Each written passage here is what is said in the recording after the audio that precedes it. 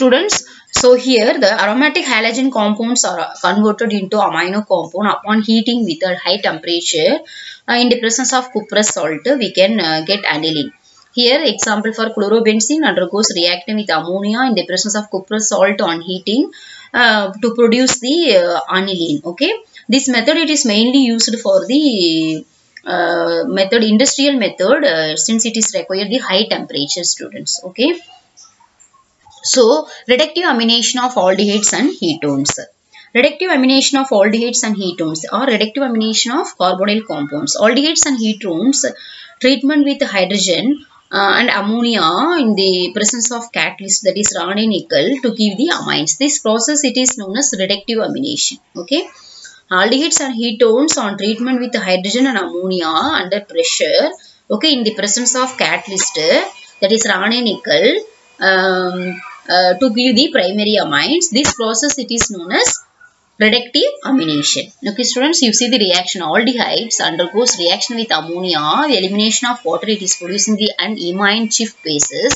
Here you see we should see that imine is highly reactive. It is very important for the further reaction in organic chemistry. Imine compounds or Schiff bases is very important for the next step.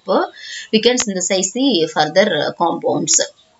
Formation of next compounds. So the imine base undergoes reduction, it is producing the secondary amine. So this reaction can be applied both aliphatic and aromatic aldehydes and ketones.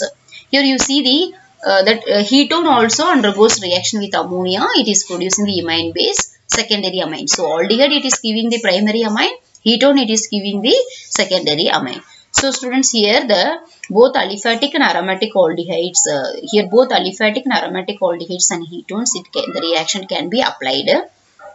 So heptaldehyde undergoes reaction with ammonia or Raney nickel. It is producing the N-heptyl amine or 1-aminoheptane.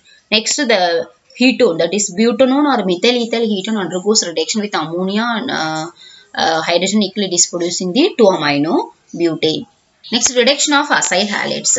Reduction of acyl halides, that is Curtius rearrangement. Cu or TiUS, that is Curtius rearrangement. The primary amines can be obtained by thermal decomposition of acyl halides. That is acyl halides or CON3, that is acyl halides. It is obtained by the reaction between the acyl halide, okay, acyl halide, acid chloride or COCl. That is next it is react with acyl acid NaN3. It is producing the acyl acid, that is RCON3. That acyl acid RCON3 it undergoes upon heating. It is producing the isocyanate, alkyl isocyanate, that is RN double bond C double bond O, which upon that alkyl isocyanate upon hydrolysis it is producing the primary amine.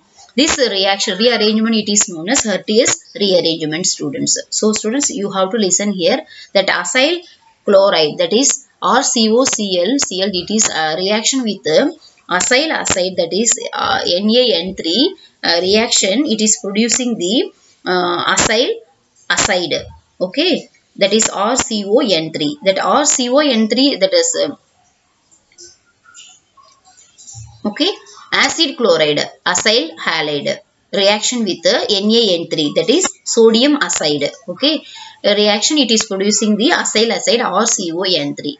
That RCON3, that is acyl acid, undergoes heating with it is producing the RN double bond C double bond O, that is alkyl isocyanate, which upon hydrolysis it is producing the amine with elimination of carbon dioxide.